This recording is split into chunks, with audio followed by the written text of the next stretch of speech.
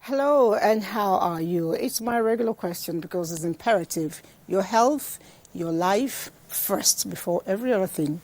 Today, I wish I could open smiling, but the topic is definitely not one for smiling. It is one topic that will be shaking a whole lot of tables. Yes, your table, my table. You may not be a practitioner, but you may have benefited one way or the other. Or you may have noticed and just paid or play mom to it. What is our focus today? It is ritual killing. You feel me? I know that because a whole lot is happening. We all go to the news and we hear a whole lot happening around the people who are attempting to make quick money. Sometimes the ritual is made to maybe do one thing or the other. We do not know the details, but we intend to x-ray it, find out why is it happening so frequently now, especially within the young ones. And what can we do to redirect the minds? On my personal note, I'd like to know, are there really possibilities of converting human blood, human flesh, human parts to money? And if I ask, what is the conversion rate? I don't know, but we have experts who will be coming in to speak on all of that and educate us better. All right, Weekend Deal, we are on to the main gist for the day. And I told you earlier that it is ritual killings. And I don't know where to start. In the past, we used to hear people say, okay, he uses body parts, but your own body parts to do rituals. He uses manhood, womanhood to do rituals. But now it has gone beyond that. We're taking other people's body parts to do rituals. People who were given birth to some other person, you know, people who belong to some other family, we use them for rituals. And I keep wondering, how much of joy do we get doing that? I am not going to be a preacher this morning. I'll quickly let Francis Ogbe give us insight as to what we'll be doing today via his background. When we come back, this gist will be continuing full time, and I want to also assure you that we have an expert seated already in Lagos who has taken a whole lot of time to study traditional practices and all of that. He will be telling us whether or not it's possible to do that conversion from human being to money. I don't know. But let's take this background first. In recent times, the rising spate of ritual killings in Nigeria has created concern among the people, both within and outside the corridors of power. Desperate for money, the ritual killers, most of whom are youth, go to any length to achieve their aim. Ritual in itself is more like a repetition of an activity for religious or cultural purposes. So people kill to do those things. So what is happening in Nigeria, I will call it random killing for money. When you read the papers, you see young people killing their girlfriends. One happened, I think, in Jos. One happened in Ogun State. It happened in Imo. It was still the ritual killing that happened in Owerri that cost Otokoto. So you begin to ask, what lessons? Why didn't we learn our lessons? I think there's this very, I would say, terrible rise in moral decadence, and it's really very, very disturbing that our people no longer understand the reasons why they should keep to themselves, work hard. It's also a failure at the level of the family. It's a failure at the level of the community. it's a failure at the level of society. And if nothing is deliberately done, it's going to even get worse. Remember, the elections are around the corner. Scavenging for body parts through ritual killings is not new, but for teenagers to carry out such an act learned from the internet is to take this dastardly act too far. I wouldn't want to point accusing fingers on internet. Some people are taking advantage of internet to grow, to develop themselves. Peer influence, rather, could be responsible. This is a generation that has a lot of influence from social media, and they're exposed to a whole lot.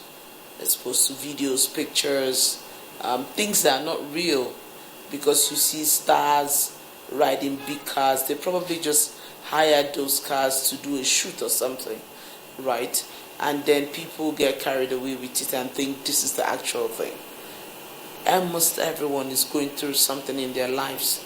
Even those stars which we think have arrived, have big houses, it might not really be the way it seems. Ritual killing has become a predominant theme in most Nollywood movies. A case in point is the movie Living in Bondage, which tells the story of the occult world and the story of ritual killings. When you watch those Nollywood movies, people who do that often run mad. They die confessing what they did. They do all sorts of... There are a lot of consequences that we also see. So I will not also say that that is what is driving it or is responsible for it. Nollywood has put Nigeria on a global map, so we should be careful not to demarcate it. I'm not sure I've seen a Nollywood movie that started with rituals and did not end in very terrible, devastating situations. One of the things which the Nollywood tries to put to the fore is the fact that it comes with a price. So if you kill someone to make money, you can't have peace, you can't enjoy that money.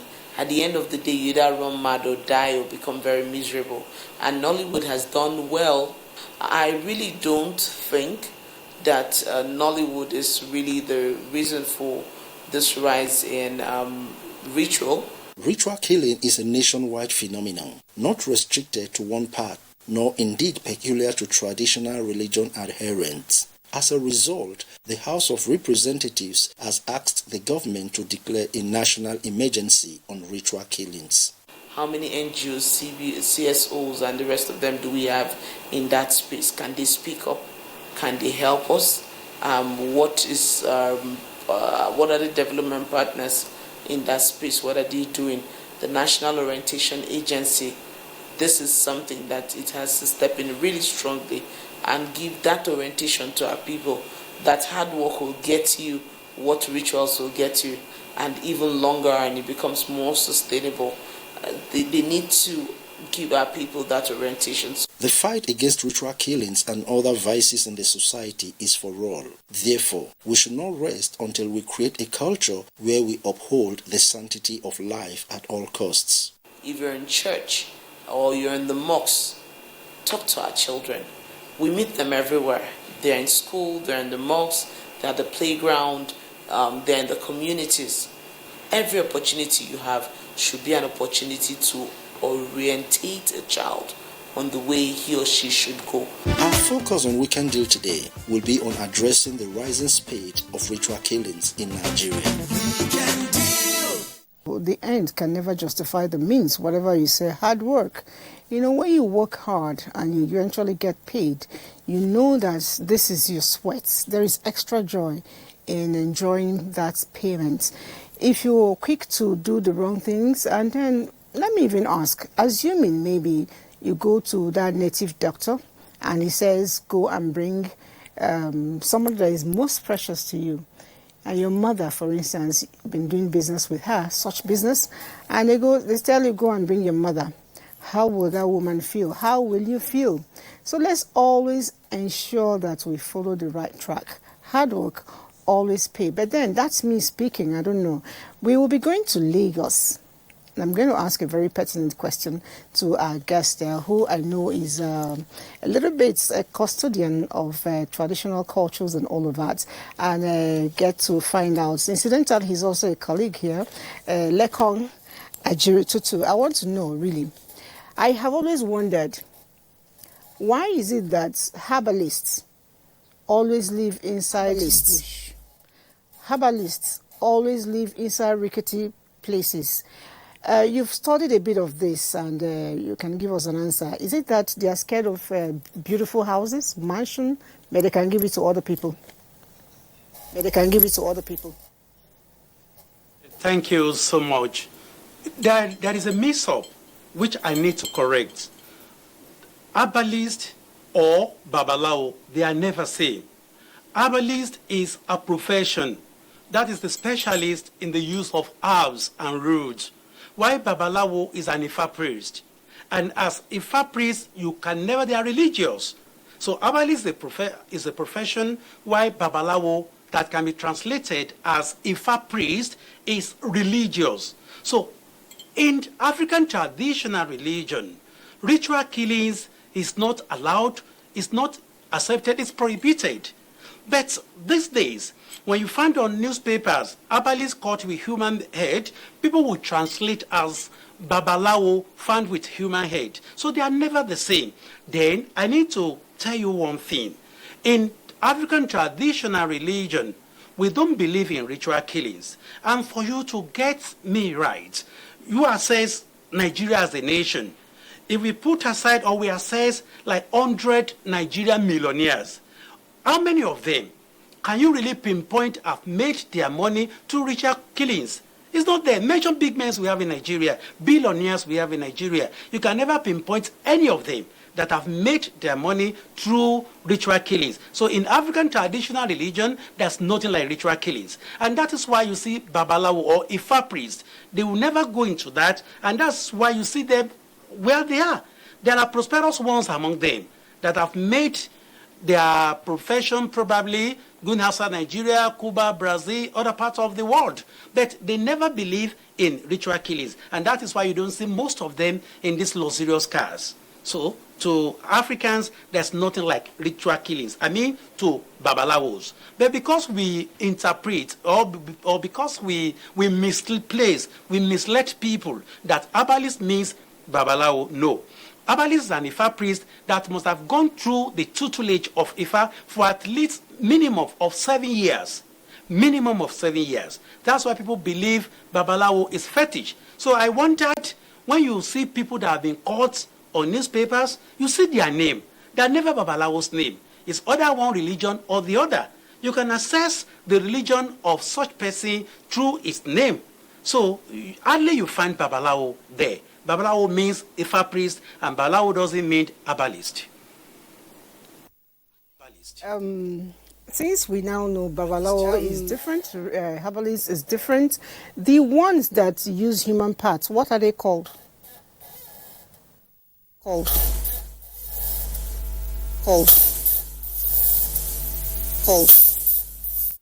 Become a Babalawo. That's what we call Ifa. That is the esoteric language of Olodumare, the Supreme God.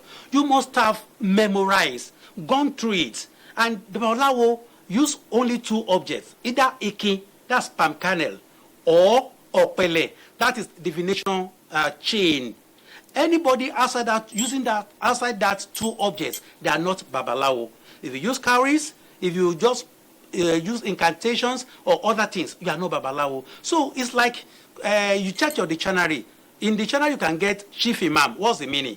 In dictionary, you can get pope or reverend. What's the meaning? But because we've not been able to find Babalawo inside dictionary like Ifa priest, that's why people now mislead other people saying Babalawo are herbalists. They are never seen. Babalawo are herbs specialists. Those are practiced herbs and roots to cure people. But because we believe in spiritualism, spiritualism is communication with Olodumare, while some people communicate with demons. So Babalawo don't communicate with demons. But this herbalist, is not all of them, but some of them that are spiritual herbalists, use them communicating with spiritual world, with demons, with Satan. And we need to know that Babalawo is not herbalist. Babalawo is Ifa priest, and I will never tell you to go and bring human parts. because it's forbidden in the religion. It's never allowed. So I want to tell people that have collected this kind of thing that is not real, it's not right. Check the person's name. Investigate people that have been caught. Investigate their religion. And you actually see, because Babalawo, we have a meeting point. We have our temple, and we refer to it as Ile Ijuba or Ile Ifa. And it's common in the western part of this country. So I wondered if they caught anybody in the east, in the north, they call him Babalawo. How possible? They don't know anything about Ifa. Ifa is one of the deities in Africa. So you can't just say Babalawo without the knowledge of Ifa and the esoteric language from Olodumare that was given to Orumila, our solicitor before Olodumare. I quite appreciate the education, but I'd like to know. I quite appreciate the education, a reference to that. But then, a lot of times we are a bit confused. I'd like to know: is there anything we do not understand? Since Babalawo can also consult, with the gods in the spirit, are there ways? What are the ways people, can use human beings, move from poor to reach, move from being, the commoner, the regular Joe, to being famous, or even win elections or do anything? Are there ways we can use body parts? Does it work? Does it work? Tell you one thing. There is no, I've said it earlier on, that it doesn't work. It doesn't work religiously. I don't know, communicating with demons, I don't know about that. But spiritually, religiously, and African traditional religion, ritual killings doesn't work. There are preparations of herbs, that's roots, animal skins, animal parts, and other things. But to use human part is forbidden in Ifa, and using it for yourself to get to a certain level, a position, or to get rich quick, it doesn't work. And that's why I said it earlier on, that if you assess Nigerian millionaires or billionaires, how many of them have really made their money through ritual killings or through using of body parts? Then look at these young ones. Can you pinpoint any of them that have successfully made money through this kind of thing? But some of them, they will involve themselves in Yahoo or Yahoo Plus. That's different entirely. They are using their brains. But coming to using human parts, it doesn't work. I've made my researches, even to the elders, and they confirmed to me that ritual killings for money or to get rich quick, it doesn't work here. Yahoo Plus, and I don't know, you made your research. I also tried to do a bit of research, and I was told that Yahoo boys are the ones that just go on the internet with clean eye, and the Yahoo Plus is something different. What's the difference between Yahoo boys and Yahoo Plus? Yahoo boys. I'm not involved. I can't really be specific. But all what I know is Yahoo boys are those that operate on internet to dupe people. But later I heard that Yahoo Plus maybe make use of some other things spiritual. Yes, in all the religions we can predict. And Ifa priest can predict through the definition of Ifa, while other religions too, either prophet, prophetess, or Afa, can also predict the future. But it's not in all these cases that they work.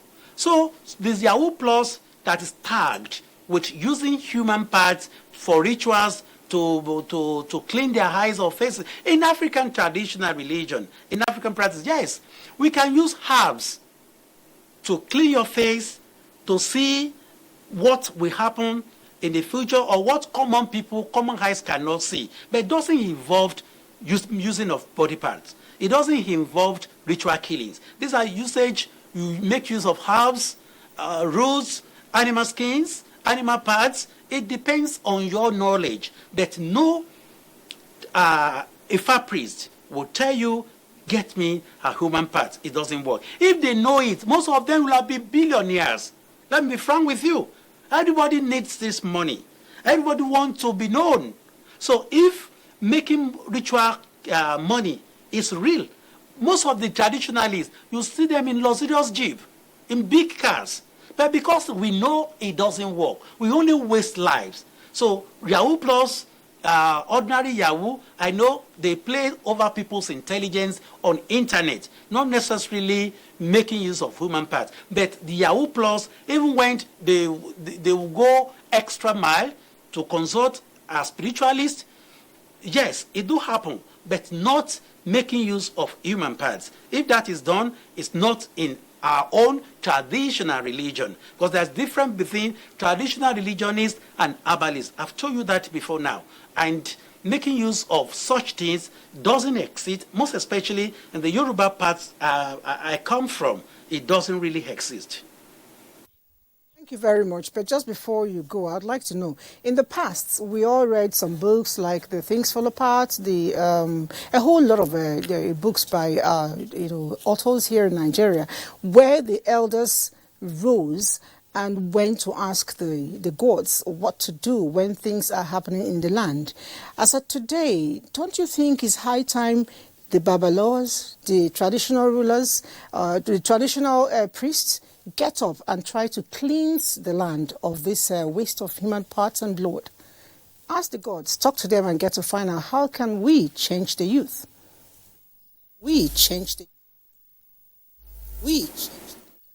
Tell you, I belong to the Association of African Traditional Religious Practitioners, Nigeria and overseas. In several occasions, we appeal to Olodumare that we don't want spillage of blood anymore in Nigeria, because we are just wasting life.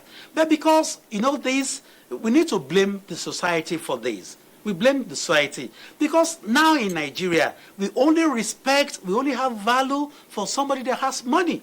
You have a son of 17 years old, 22, 21 years old, and brought in a car of 10 million, 15 million, and you roll out drums for celebration.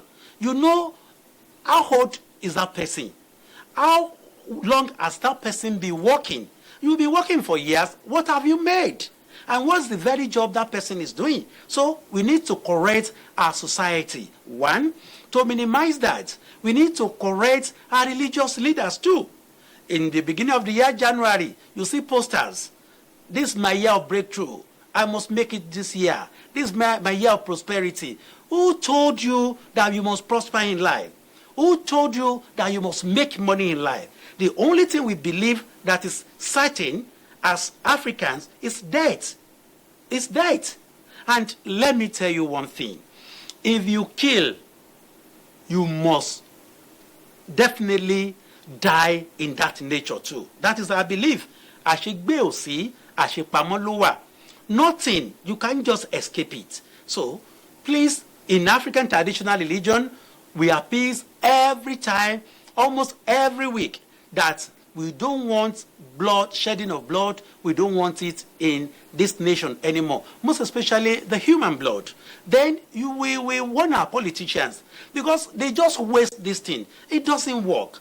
Because most of the politicians, they can use juju, they can use medicine, traditional medicine, well, for prosperity, for popularity, for good luck and other things. But using of human parts is not acceptable and is not done in our African traditional religion. And those that practices this, they are not African traditional practitioners. Go and check their religion. Look at the pages of newspapers. Look at their names. And you know definitely these are not traditional names. And you see, some of the Yoruba filmmakers, the way they portray Babalawo, they believe nothing good can really come out of them. When you want to make somebody mad, you go to Babalawo. I want to cure that person, you go to Afa or pastor. They are bastardizing this our traditional religion, which we don't want to accept any longer. So I wondered what Video Censorship Board is doing, because the traditionalists must be involved to correct them so that society can be corrected. That if this ritual killing it has nothing to do with our traditional religion. So we need to ensure that all these films that are being made by the Yoruba filmmakers are censored to ensure that bastardizing, telling people that you can make rich quick through ritual killings doesn't work. They are just wasting life, and that's just the thing. Very much to your question, what the censorship board is doing. Tomorrow we'll be addressing that, and it's been quite enlightening speaking with you. You're my colleague, but at the same time you're also into the way of practicing the traditional spiritualism, and that's been talking with Lekon Ajiro Tutu. Thank you very much for coming. Now, yesterday, or no, 2 days ago, I ran into an honorable member and I was able to drag him right into the studio here, and we had a conversation. One of the things raised by Lekon in Lagos, he will be giving us answers to that. That's the position of the politicians in ritual killings, and it was quite interesting a conversation. That's Honorable Toby Okochukwu, the deputy minority leader here in the Ninth Assembly. Let's enjoy this conversation. All right, it's still Weekend Deal, and I have a guest seated here with me, a guest who quite recently, has been able to put to motion something that is very important to all of us, and for this particular topic, very, very imperative. I have with me in the studio the federal representative member, House of Representatives exactly, and he is representing Aniri Ogwo Oji River constituency in the 9th Assembly. Honorable Toby Okechukwu, thank you for joining us. Thank you for having me. All right, I appreciate the fact that we're able to pull you out of your tight schedule to be with us. Now, on the 9th of February this year, you pushed to motion, you set the ball for me rolling on our very topic today, which is a ritual killing. I am tempted to ask you what motivated that first before we get the conversation going. Actually, the immediate motivation was actually what happened in the southwest. I think precisely in Ogun State, where a young lad was taken and kidnapped and dismembered by 4 young people. And on interrogation, they mentioned how they learned about it, through the social media, particularly on Facebook. And, the idea is for them to get rich. And you are also a witness to preponderance of such instances in the past. And then it also happened that at that period that I had also a personal experience of a young lad from my area who was also missing. So there was, but later on was actually found, and he had gone with some boys and all that. So when you ask the essential motive for some of these things, you find that they want to get rich quickly. There was also instances of people taking their bath in streams, nude, both men and women, and those were meant to be processes towards getting rich. So you find out that there was some reasonable scandal of a very heightened proportion in the public space. So, and a lot of people were doing it. Some of them we do not know, some of them are not reported. But you see situations of young people, particularly women, being murdered and their private parts and some sensitive parts of their body, taken. So it was already in the public domain, but what we needed to do as a parliament was to draw attention to it. So the critical organs or agencies of government will begin to pay attention. Now we are talking about it. The members of the public will want to know, having, set the ball rolling, move the motion, where are we with it? Because it's a matter of urgency. What are we expecting? by way of solution based on what you've done? Well, what we had raised, and you see it was followed up by the Minister of Culture and Tourism regarding the idea, the need to be modest and not glamorize issues of ritual killing in our films. So we also called upon National Orientation Agency to make sure that Nigerians are enlightened. We also called on Nigerian Census Board to take appropriate measures to vet, what all comes on stream. Then we also asked the relevant committees of the House to begin to interrogate some of these processes, some of these agencies regarding what they are doing. We also called on parents, to at least do some better parenting. And then in schools and all that. So it's everybody's job, because there is some level of dysfunction in the society. Definitely. When you look at it properly, you look at Dangote. I'm sure you've looked at Koscharis. And I'm sure you know Tedola. Definitely. You also know the Bua Cement people and the rest. Fairly rich APs. I do not think that any of these people had any encounter with ritual killing before being rich. The ritual they make is hard work.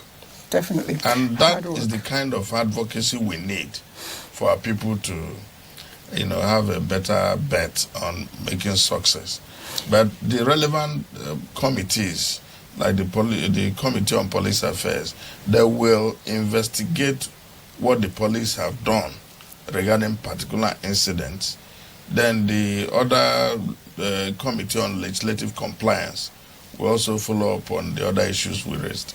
Okay, it's good to know that actions are being taken, because this is something that we need not just ameliorate, we need to eradicate completely. Now, but let's get back to the very basis.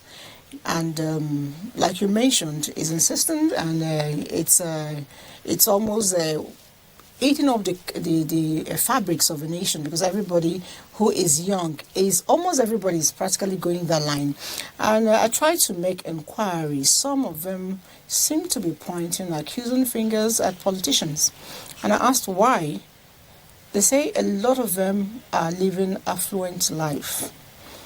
The lifestyle of average Nigerian or average politician in Nigeria seem to be making them want to make it. What's your take on that? Well, I do not think that that is a motivation for getting involved in rituals.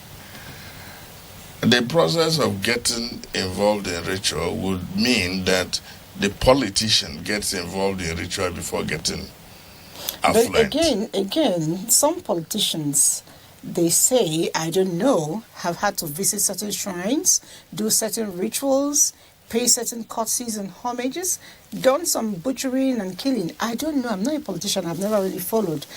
Is this applicable? Is this real? What's your take? If you don't know, you don't say it. I'm asking, does it happen? Because members of the know. public seem to think that some of them, not all. That is not true. There isn't any science that orchestrates, that authenticates those supernatural tendencies. It doesn't work.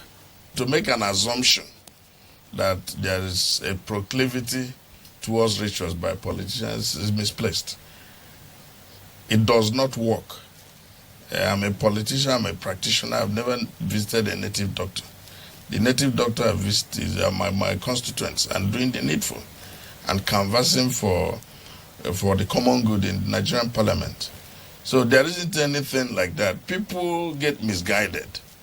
There are people who are, when you see development, societal development, there is this likelihood of things you are not able to understand. Mm-hmm. You begin to ascribe to supernatural tendencies. It happened in Europe, it happened in places.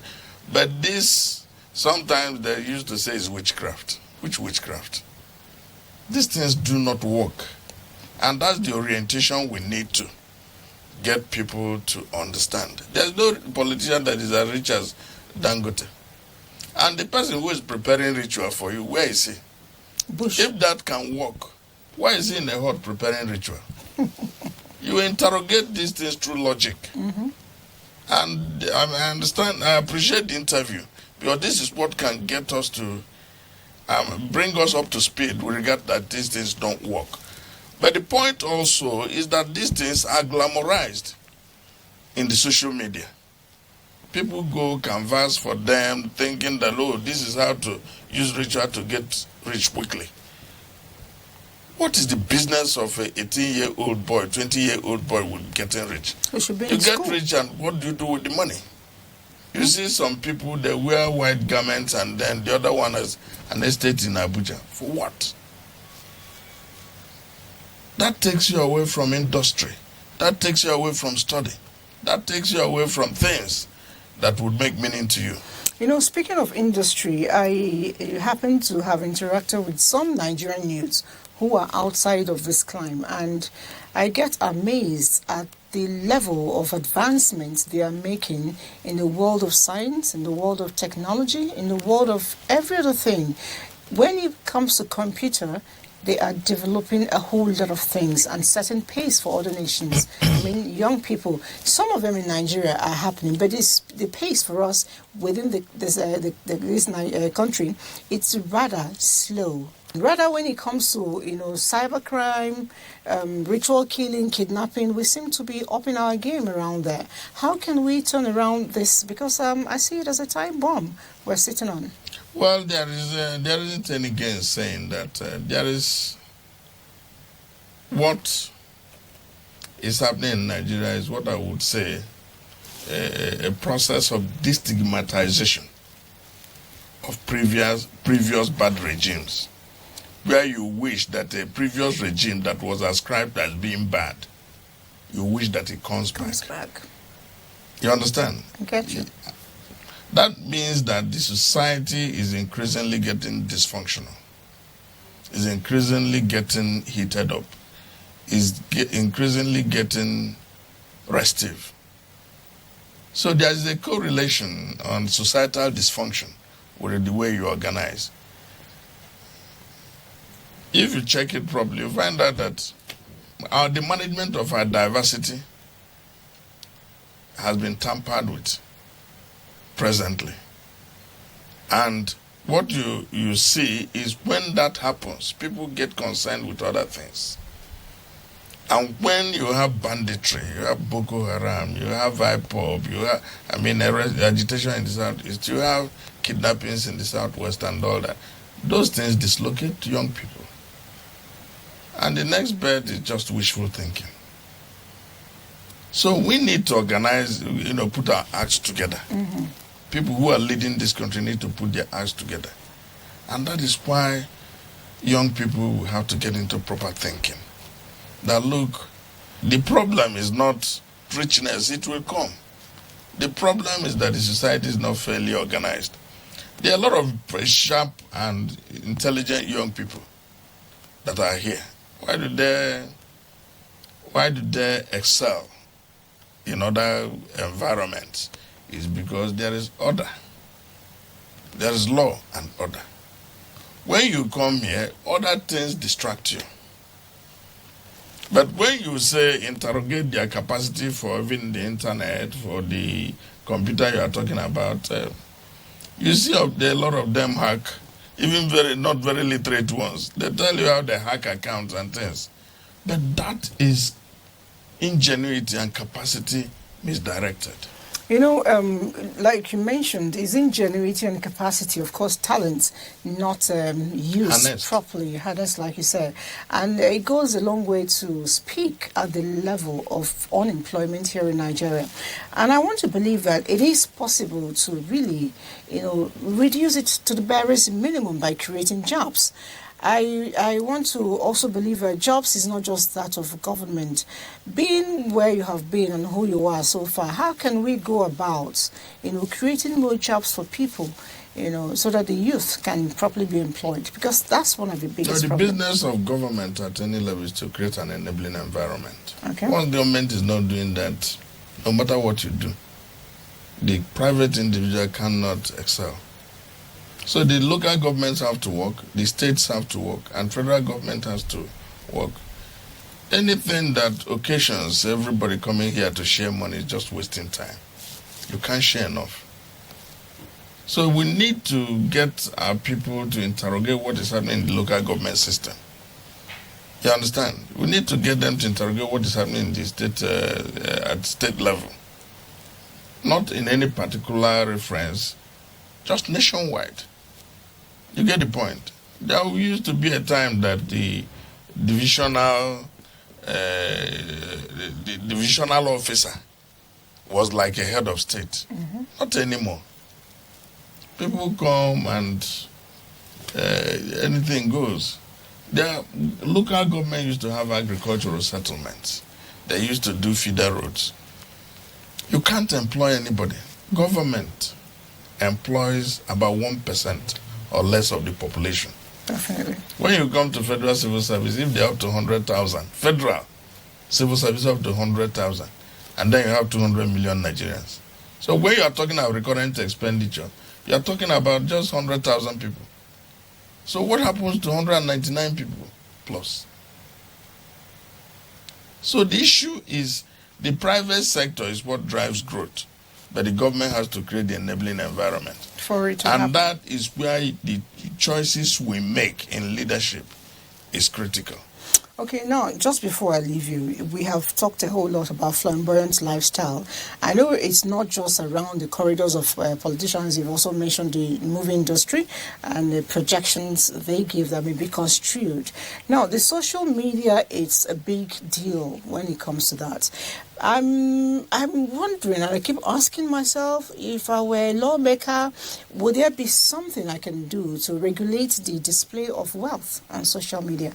Because the feeble-minded might just be carried away and do the wrong things. You know, somehow it's fashionable to blame the politician or legislators for everything. The legislator, mm-hmm. The legislature in Nigeria is also a very nice ball to be kicked, you know. But how many of them? 360 National Assembly at a time. There are the people who do this flamboyance and things like that, you know, make believe, which is not real in the real sense.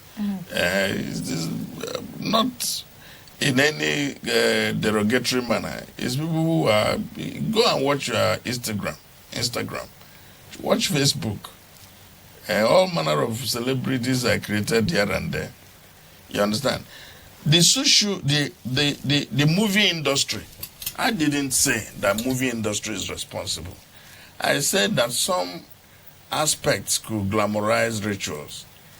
But the point is that young people do not wait to find out what the poetic justice. Yes, the didactic lesson, message, what is the thematic value of that? At the end of the day, you find out the storyline shows that it's rubbish. You don't earn from it. There's no benefit. But people take the clip, and the next thing is that it's fired up, excluding the entire story. So the point to make is that there has to be a prudent use of social media. If you go to Parliament and you begin to move for a motion or a bill for control, you get Nigerians fired up. So the point, the idea, what we have to do is tutor our people, do some advocacy. For instance, like in the movie industry and all, some kind of education. You understand? Like our celebrities, an understanding that this thing, that it doesn't work this way. There are people who will come and tell you, oh, this is Kaya Mata, this is how to get a man, this is how to get this, and all. And no manner of uncontrolled advertisement pervades the social media. I still think that such people should be, somehow we can put a checks on such things. No, the way to put a check is just call on on Twitter, Facebook and all that, to take them down. There isn't any other way. Some of these advertorials, they are not done from here. Somebody on his bed will just, with some keyboard, will just be posting something from anywhere. We are all journalists. I know, like, you are in NTA, you cannot afford to put up anything because you find out that you will have a reputational crisis personally and as an institution. Yes. So you tend to, and by training, you are tutored to be mindful of what you put out because you are a source of influence for a lot of people. Your viewership, if it's 100 million, and if the output is dangerous, you will run the risk of affecting about 70. Definitely. So when we broadcast from our homes, just get up on Twitter, you see there are a lot of things you can put down. So what we need to do is some advocacy, like National Orientation Agency, like our parents. Some people were thinking I was blaming the movie industry. No, I couldn't have been blaming the movie industry. I was saying that they are influencers. Our parents are influencers like myself. That the Reverend Fathers are influencers. The media, mainstream media, they are influencers. And everybody. So those celebrities are influencers. Yes. So when you come to public space,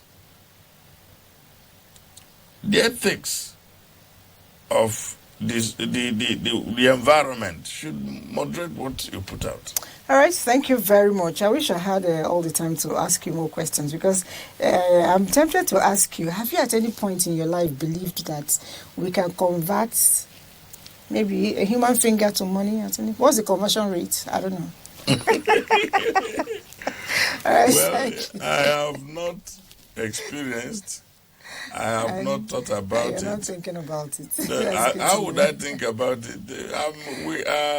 Life has a sunset. Mm-hmm. You understand? Mm-hmm. So our people, some of us know the stage after a little while now, they say, anyway, I will walk. So I don't know what I'll be doing. Your Sunset Boulevard, close to it. Yes, I don't know how much you want to make from a finger and all that. So, but my own message to our young people, that please, the ritual for money is simply in hard work. The ritual for money is in working hard, reading your books. There isn't any quick way to it. Some of us, before we started imagining, and we were 32, 35. When I built my first house, I was already 35 years in Lagos. I came here, I was already 40. I built one in Abuja. I have one in Enugu and all that. And that is even before joining politics. So it cannot be like I did the ritual. I was working hard. I was in private business. Okay. Thank you. There isn't any science to that fact. Thank you very much. If we discover tomorrow, we'll let them know. But now there isn't. When you discover, I'd like to know so we can sit back here and discuss it again. No, there is not. Thank you very much for coming on the show. We've been speaking with Honorable Toby Okechukwu. Of course, he is a member of the House of Representatives, representing precisely Aninri Ogwo Oji River in Enugu State. And I know he is also the Deputy Minority Leader in the House. You've heard it from him. There is no fast rule to it except hard work and focus. We'll take a break now. When we come back, Weekend Deal continues. Don't go away.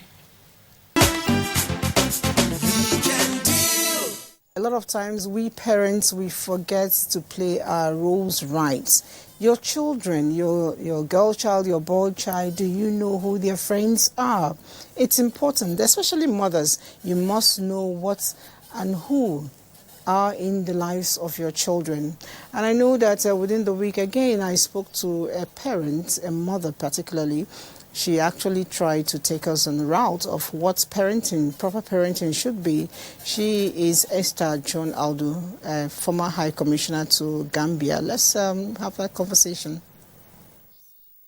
How is the parenting going today? Is it the same as we have in the past? The answers will be proffered as I discuss, have a lovely conversation with a lady I respect a whole lot, a lady who's gone fire and near to ensure that she transmits all that is in her name, all that is in her brain. Join us, I welcome and sets Ambassador Esther John Aldu. I know that at the point you were in Gambia on behalf of Nigeria as a High Commissioner, and I said welcome when you return. I'll still say it again. Thank you very much. Nice to have you on the show. Thank you very much. Now, a lot of people, it is the month of women really much, and we're using that opportunity to ask the nitty-gritty questions around parenting and motherhood. We often see that the child, the man, the girl who is committing that crime in the society is born of a woman. And we're asking, what are the women doing? Why are we having this increase? Are the mothers not parenting enough? Thank you very much for your question. A lot of people make that mistake of talking about only the women when it comes to parenting. Parenting has to do with the man and the woman. That is a mother and a father. Then you call them a parent. And except if you want to focus on one particular side, then you now talk about the mother or the father. But the two are all parents. And for the woman, it takes 9 months, nothing less than that, under normal condition to carry pregnancy and deliver the child. So the woman herself go through some process, of carrying the pregnancy, going through normal challenges that the woman will go through as a result of the changes taking place in her body. And so as a result of that, you pass through some pains that are not so easy to, handle. As far pregnancy is concerned, and to the delivery itself is not an easy thing. So at the end of the day, it is difficult for you to say after a woman delivers a child that the woman will not guide and protect the child jealously, because the child becomes, like a gift from God, which is something that you will cherish. And you are supposed to cherish, not just cherish, you are going to nurse from breastfeeding to growth. And so you see the child throughout upbringing, responsibility, and so on. So for the woman, it is a must that you just have to, nurse your child to help the child grow to be the man or the woman you want the child to be. I know that at the point we went to school, a lot of emphasis was placed on morals, and the fear of your teacher was the beginning of wisdom, which is why we still carry such fears till today. I don't want to be seen doing evil when my principal, Sister Mary Liberia, will see me and get real mad. Why did we get it wrong? Because teachers now are the other way scared of students. They don't want to hurt the students. Could this be the cause of a lot of wrongs being done in society? Well, I will say to a large extent, it depends on how, the parents brought up the child. That is 1, 2. The kind of definition, even the schools where the children are, give to discipline. Because it's not supposed to be you punishing a child for going wrong. No, you discipline a child for going wrong. There are different ways you can make a child understand that what he or she is doing, is wrong. Some will just signal to the child and the child will understand that what I'm doing is wrong and will even correct himself. Some who refuse to understand the eye signal, you can spank. You spank on the other side, and then you still show love on the other side when the child starts taking to correction. So you just have to be seen monitoring the child, discipline the child, not making the child to fear you. You have to make the child understand that what you are doing by, scolding maybe through the eyes. It's a way of letting him know that there are codes and conduct that he or she is supposed to exhibit, maybe that goes with your kind of culture or your way of life, or your family way of doing things, so that the child will now understand that this is what it is supposed to be. A lot of children these days harass teachers. That, I would say, maybe our world is changing. Some teachers at times just want to be feared instead of respected by the children. Definitely. There's how you discipline a child. If you go too hard, the child may want to reply you back. So if the teacher himself or herself is trained, he is supposed to know what to do so that the child will not get back at him. So the teacher is also supposed to be a parent, somehow, because that child is left under your custody. It's actually so you take up the responsibility of the parents when the child is not at home. And so you are supposed to also be seen handling the child with care, with love, but with discipline. Wanting the child to know that this is the right way to go because you are paid to do it. Exactly. But not to harass the child. By the time you start harassing the child, he gets to an extent that he will say, what is happening? Okay, now I know you have been following the trend of events when it comes to ritual killing. It's so pertinent that we raise this dust at this point, because a lot of them are young people. Amazingly, 11-year-old child, 17-year-old child. There's the latest one is an 18-year-old girl trying to sell another boy for money just to buy a car, and it leaves a lot for us to munch around to change the situation. You're a mother, you were a teacher, you're still a teacher, and I know again you were also a member of the House of Assembly. What can we do to reorientate the minds of children, with your different side of you combined? How can we begin to get it right? Some have actually placed emphasis on affluent lifestyle of both parents, House of members, politicians, not just the House with politicians, on this. How can we go around it? Because it seems like it's eating up what we want to preserve. Well, when you talk about ritual killings, it's something that is unusual. When you bring up your child to let the child know that there are usual things and unusual, the child will understand that there is good and bad, because you train the child or discipline the child in such a way that he or she will grow up wanting to respect cultures and traditions around her, respect the parents, and then respect human beings as human beings. It is good to obey your parents. It is good to obey, laws that are on the ground. Under normal conditions, it will not be easy for you to hear a parent say, go and kill. No. That parent is no more a parent. They are something else, because, you could have parents that are foster parents, there could be parents that are stepmothers and stepfathers and things like that. But if somebody goes ahead to start teaching you to kill, then he's no more a parent. And so, for what is happening now, I look at it as desperacy for money. When you become desperate, you want money at all costs, without looking at the trend of affairs that can make you graduate from one stage to the other.